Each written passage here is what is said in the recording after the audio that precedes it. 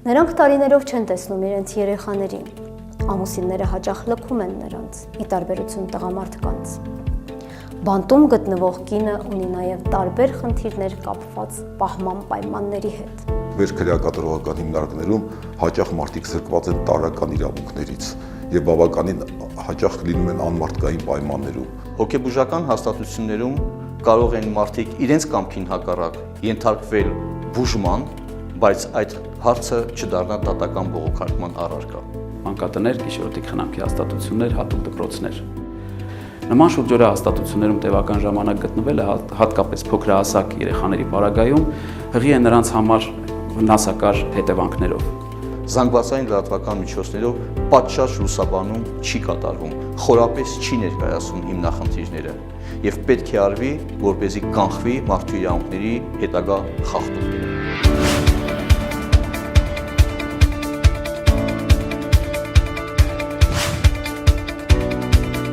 Տարիներ առաջ մի դեպքի եմ ականատես եղել, երբ իմ աչքի առջև ոտնահարվել է ոմն քաղաքացու իրավունքները։ Տարիներ շարունակ ես մտածել եմ, թե ինչ կարելի է անել, որ մի պատուհան ունենալ,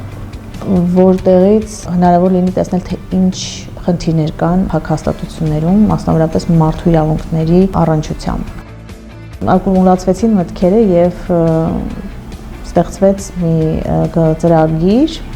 մենք մեկնարկեցինք այն 2017 թվականին, նախագիծը կոչեցինք հանրային հայացք փակ աշխարհին։ Իսկ ինչ էր հարկավոր անել, որպեսզի լրագրողները մուտք գործեին այդ հաստատություններ,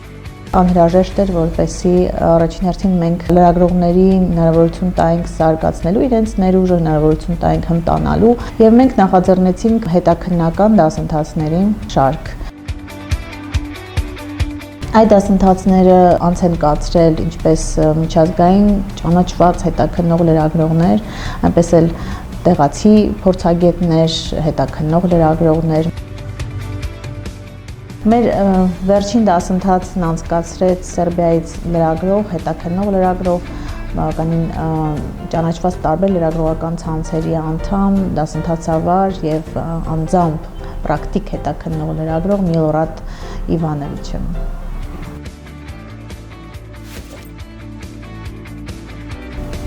I conducted a 4-day training for journalists from around Armenia. Ես 4 օր դասընթաց եմ վարել Հայաստանի տարբեր վայրերից եկած լրագրողների հետ, այն մասին, թե ինչպես լուսաբանել փակ հաստատություններին վերաբերող նյութերը։ Սա շատ յուրահատուկ ոլորտ է, որովհետև այստեղ մենք գործ ունենք մարդկանց հետ, որոնք տրավմայի են ենթարկվել, որոնք զոհ են։ Լրագրողներն այս դեպքում ոչ միայն պետք է մասնագիտական հմտություն ունենան, այլ նաև սովորեն պաշտպանել իրենց եւ հասարակության մյուս անդամներին, իրենց ընթերցողներին եւ հեռուստադիտողներին։ Եվ ես գոհ եմ, որ հայաստանյան լրագրողներն այս թեմաների կարևորությունը հասկանում են։ Բացի լրագրողական հմտություններից, լրագրողներին նաև անհրաժեշտ է ունենալ գործիք, այնպիսի մի ուղեցույց, որը կարող է իսկապես ուղեկցել լրագրողին իր հետաքննության ընթացքում, եթե լրագրողը հետաքննում է հենց մարդու իրավունքներին առնչվող խնդիրները փակ հաստատություններում։ Մտածելակերպի եւ մշակույթի մասին է, թե ինչպես չպետք է լուսաբանել, եթե կուզեք նման թեմաները, որոնք են այդ սահմանները, որը չպետք է անցնել։ Երբ ես ինքս էի սկսում, ինչպես պետք է դիմել, ինչպես ներս մտնել փակ հաստատություն, ինչպես օրինակ գնալ քրեակատարական հիմնարկ, ինչպես գնալ արխիվ քրեական գործ ուսումնասիրել, ինքս գտնում էի ուղղությունները, ճանապարհները։ Երբ ինձ արդեն առաջարկվեց համահեղինակ դառնալ այդ ուղեցույցի, ես շատ ուրախ էի, որ պատիվ ընձեռվեց։ Ինքս իմ փորձը ներդրեցի այնտեղ եւ գիտեք, որ պրակտիկ մաս էլ կա։ Հիմա ես արդեն երկրորդ տարին է Սլավոնական համալսարանում դասավանդում եմ հետաքննական լրագրություն առարկան եւ իմ ուսանողներին հանձնարարում եմ կարդալ երբ որ արդեն պիտի ավարտական աշխատանք գրեի համալսարանը ավարտելու ժամանակ, որևէ ձեռնարկ չէի գտնում, որից կարելի է օգտվել ու հետագայում արդեն հետազոտությունը իրականացնելիս այդ ձեռնարկում գտած ինֆորմացիան ահա որ շատ օգնեց, թե ուսումնասիրության առումով, այսինքն մենք արդեն լուրերը գտել էինք, ենթադրենք մամուլից եւ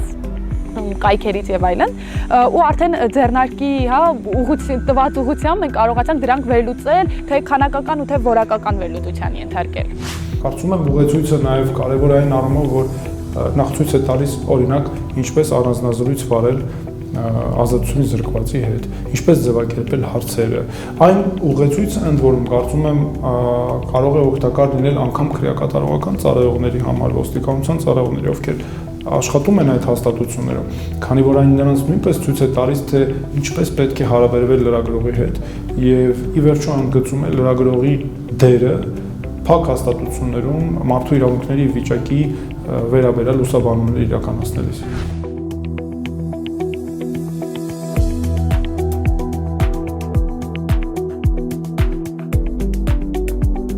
Լրագրողները մեր դասընթացների եւ ծրագրի ընթացքում պետք է նաեւ ունենային իրենց հմտությունները կիրառելու հնարավորություն։ Հենց այդ նպատակով էլ մենք հայտարարեցինք լրագրողական հետաքննությունների եւ հետազոտությունների համար մրցույթ, որը ներառում էր ինչպես ֆինանսական աջակցություն, այնպես էլ մասնագիտական, փորձագիտական, տեխնիկական աջակցություն։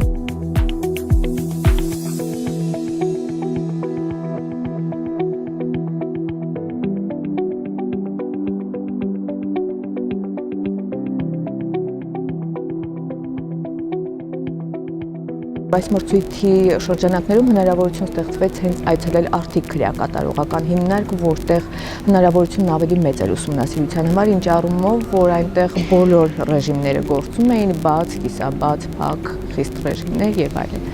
Ես կարծում եմ, որ հրապարակումը իհարկե նշանակություն ունեցավ, որովհետև այն արձագանք ունեցավ նաև Արդարադատության նախարարության կողմից, այն արձագանք ունեցավ հոգեբանների, փորձագետների կողմից, բայց միևնույն ժամանակ կարծում եմ, որ մեկ հրապարակումով հասնել մեծ արդյունքների անհնար կլինի, թեմային պետք է անդրադառնալ ավելի հաճախ։ Այս մրցույթի արդյունքում ընտրվել է 10 լրագրողական հետաքննություն, հետազոտություն անցկացնելու գաղափար, դրանք իրականացվել են եւ բացի մեր ծրագրային այս հետաքննություններից նաեւ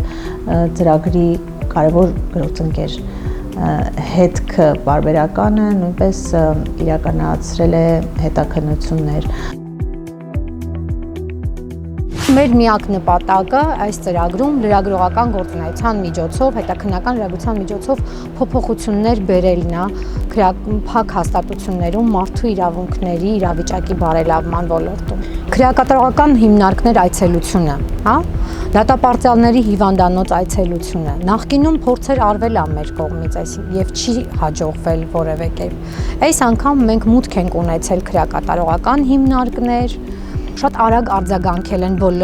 բոլոր բարձրացրած խնդիրներին, ներգրավվել են բոլոր քննարկումներում, հարցերը դարձել են օրակարգային։ Մենք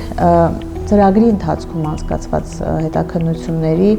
արդյունքում արդեն ունենք 2 մրցանակակիր նյութեր եւ հեղինակներ։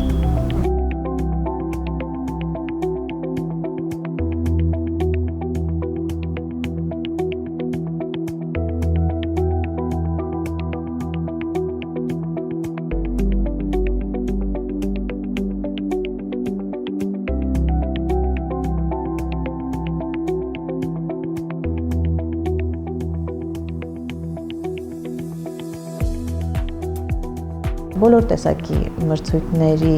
ժամանակ որոշում ընդունել է մասնագիտական ժյուրին։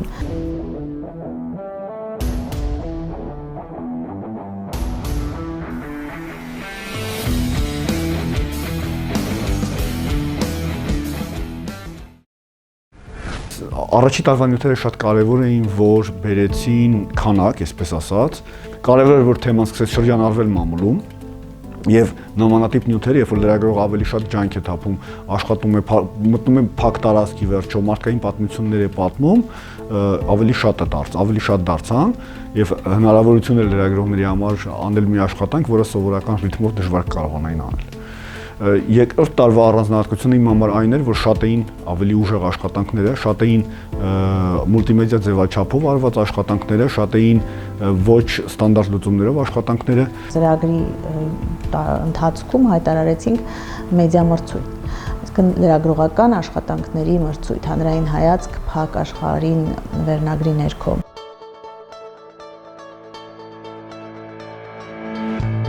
Հետաքրքիրն այն էր, որ այս տարի, երբ մենք դեռևս ընդունում էինք հայտեր մեդիա մրցույթի համար, լրագրողներն իրենց միմյանց տեսաուղերձներով խրախուսում էին, որպեսզի լուսաբանեն խնդիրները մարդու իրավունքների հետ կապված, ինչպես նաև դիմեն այս մրցույթին։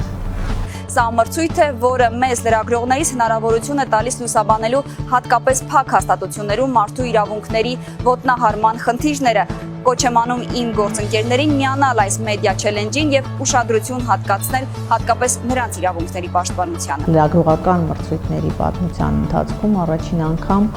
Հայաստանում մենք հայտարարեցինք, որ ընդունելու ենք նաեւ լրագրողական աշխատանքներ հենց դատապարտյալների կողմից։ Անցյալ տարի մենք ստացանք 15-ից ավելի աշխատանքներ, այս տարի դրանց թիվն ավելի է, ովքեր հեղինակել են լրագրողական բնույթի նյութեր,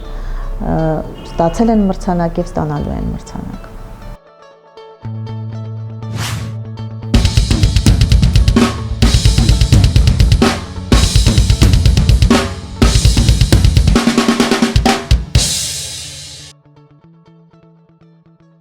Մենք 12 հանրային քննարկում ենք ունեցել, որոնցից յուրաքանչյուրը գրեթե եղել է շատ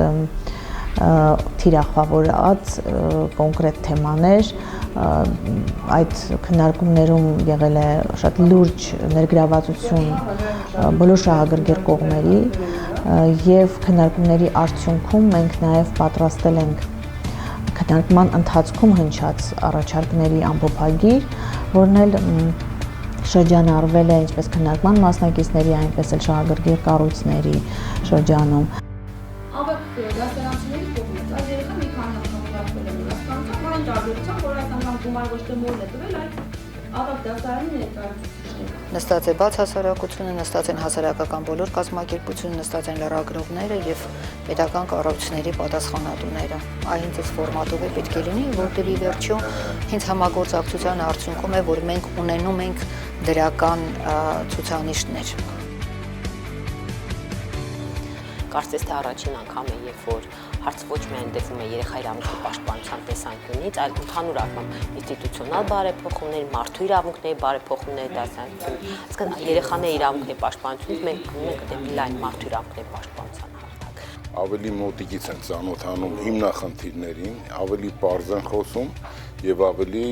առանց ստողատակերի ասում բոլոր մտքերը եւ մարդիկ կարողանում են գտնել հիմնական պատճառը խնդիրների եւ առաջարկել այն աշխատանքային նոր ձևերը, մեթոդները, որոնցով կարելի է հարցերին լուծում տալ։ Սա է այդ երկխոսությունը գերատեսչությունների եւ հասարակական սեկտորի, որը մենք պատկերացնում ենք եւ որը ինքնանպատակ չի, ուզում եմ սա էլ առանձնահատուկ նշել։ Մենք ինքնանպատակ չենք հավաքում քննարկելու եւ եթե լիներ նման ֆորմատով, բնական է մենք նաեւ նույնիսկ չենք գա քննարկման։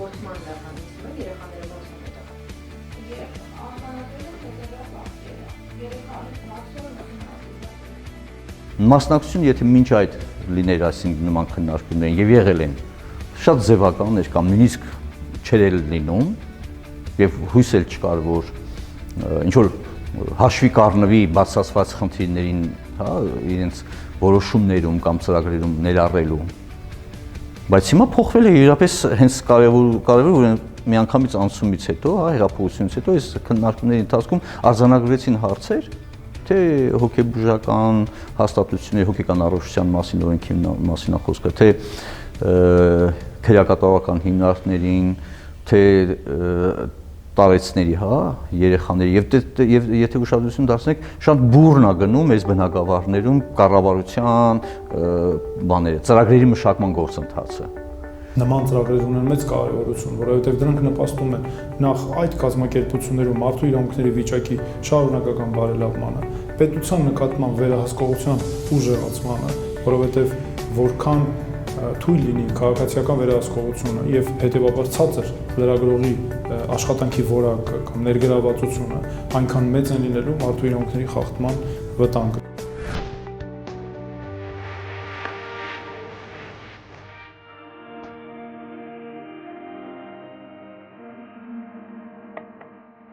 Շնորհակալություն բոլոր մասնագետներին, տեղական ու միջազգային փորձագետներին, հասարակական կազմակերպությունների եւ պետական գերատեսչությունների ներկայացուցիչներին, Հայաստանում Եվրոպական միության հարգելի դեսպանին, որ ընդունել եք մեր հրավերը եւ այսօր պատրաստ եք մեզ հետ քննարկել եւ ուրեմն նաեւ բանավիճել մի թեմայի շուրջ, որը հանրային լրագրության ակումբի եւ նրա գործընկերների սևեռուն ուշադրության ներքո է գտնվել վերջին 2 տարին։ Չափազանց կարևոր է, որովհետեւ մենք այն իրականացնում ենք Հայաստանի պատմության մեջ մի նոր խաչմերուկում գտնվելով, սա արդյունավետության խթանման, արտարադատության բաժնետարությունների դրամադրման, խոցելի խմբերին ծառայությունների դրամադրման հնարավորություն է մասնավորապես այն մարդկանց, ովքեր դրա կարիքն ունեն, անկախ լրատվամիջոցները ուժի լծակ են հասարակության համար եւ այս ծրագիրը եւս մեկ անգամ փաստում է պրոֆեսիոնալիզմի մակարդակի բարձրացումը, ինչպես նաեւ խիզախությունը առանձին լրագրողների եւ խմբագիրների, որ Հայաստանում աշխատում են, սա իսկապես շատ ոգևորիչ է։ Համակարգում կան բազմաթիվ խնդիրներ, պետական կառույցները տարիներ շարունակ չէին ուզում, որ այդ խնդիրները վերհանվեր։ Հիմա իշխանափոխությունից հետո նոր հնարավորություն է, որ այս խնդիրները վերհանած տնենք իրենց առաջ եւ չգիտեմ, ստիպենք կամ համոզենք, որ պետք է բարեփոխումներ կատարվեն։ Ինձ թվում է, որ առաջինը, որ պետք է կառավարությունը մտածի, դա կրթական ծրագրերն է, որ պետք է կրթվեն աշխատողները, բոլոր աշխատողները, չգիտեմ, առանց ամաչելը, բոլորը կրթության կարիք ունեն, սկսած պետերից եւ ամենակարևորը դատապարտյալները։ Մեր 20 տարվա աշխատանքի արդյունքը շատ ցավալի էր։ Այո, ինչ որ օրենսդրական փոփոխություններ կարող է պատահել, մենք կարողանայինք առաջ տանել։ Խումբը մշտադիտարկման կարողացանք ունենալ եւ ֆինանսավորել, սակայն այդ երկարատև եւ խորքային եւ համակարգային խախտումը բերել էր նաեւ հանրության եւ չգնահատման, հանրության չիմանալու այս հարցերի եւ խորշելու այս հարցերից։ Նախատեսվում է հիմնավերանորոգումներ կատարել մի շարք քրեակատարական հիմնարկներում, ինչպես նաեւ կառուցել նոր քրեակատարական հիմնարկներ, որոնք ունակ կլինեն ապահովելու պատժի կրման արժանապատիվ պայմաններ։ Նաև քայլեր ունենք շատ ձեռնարկելու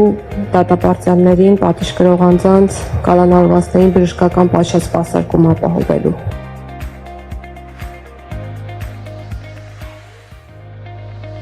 Համայնքային ինչպիսի ծառայություններ ենք մենք նախատեսում առաջարկել հոգեկան առողջության խնդիրներ ունեցող անձանք, ցավոք սրտի այս պատկերը մեր համար այս պահին ակնհայտ չէ։ Ունի պետությունը մեխանիզմ այս հարցերին պատասխան տալու կամ մարդուն այդ դժվար իրավիճակից հանելու։ Հենց հիմա լայնածավալ շինարարական աշխատանքներ են ընթանում։ Քաղաքացիական հիվանդանոց տեղափոխում, վիրահատություններ եւ այլն, որոնք դեռևս բավարար որակով եւ ավելին ասեմ ժամանակին չեն իրականացվում։ Անցած տարի դիտորդների խումբը հայտնաբերել է, որ Աբովյան ՔԿՀ-ում հանրակրթություն չկար։ Այստեղ են գտնվում երեխաներ, որոնք մուրացկանության մեջ են ներգրաված եղել ծնողների դրդմամբ։ Ինքնավնասումների մասով առանձին շեշտադրում եւս նախատեսված է։ Մեկ այլ խնդիր է մատահրավերը, որը մենք Վրաստանում շատ ենք հանդիպել։ Ընդամենը 1-2 նվիրյալ բժիշկներ սկսեցին նոր մեթոդի կիրառումը եւ հետո գնացին քաղաքականություն, դարձան պարլամենտի անդամ։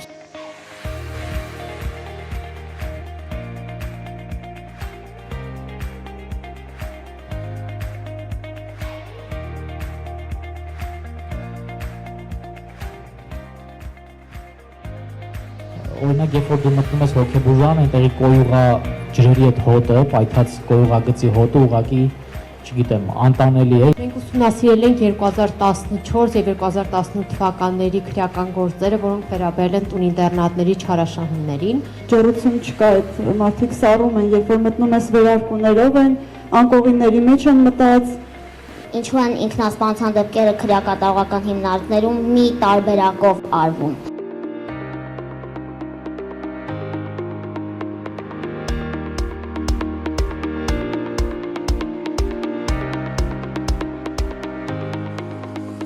Մրցույթն այս տարի անցկացվում է արդեն երկրորդ անգամ։ Երկու մրցույթների հանրագումարում ստացվել է 200 հայտ։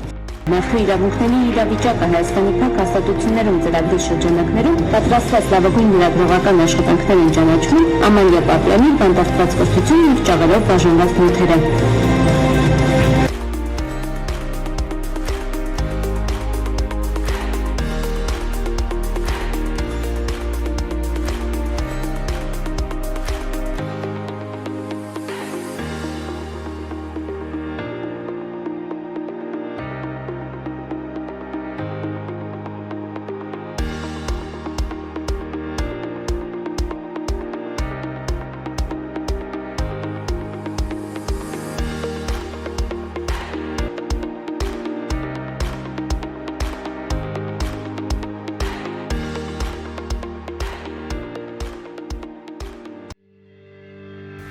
Հանրային հայացք փակ աշխարհին մարդու իրավունքների իրավիճակը Հայաստանի փակ հաստատություններում ծրագրի շրջանակում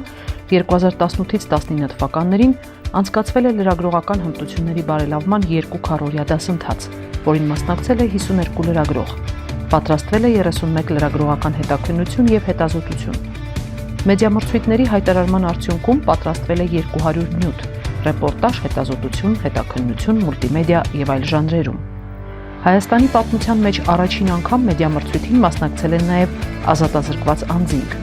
Անցկացվել է 2 մրցանակաբաշխություն, որի արդյունքում 21 լրագրող հաղթող է ճանաչվել, այդ թվում ազատազրկվածներ, որոնք թղթակցում են։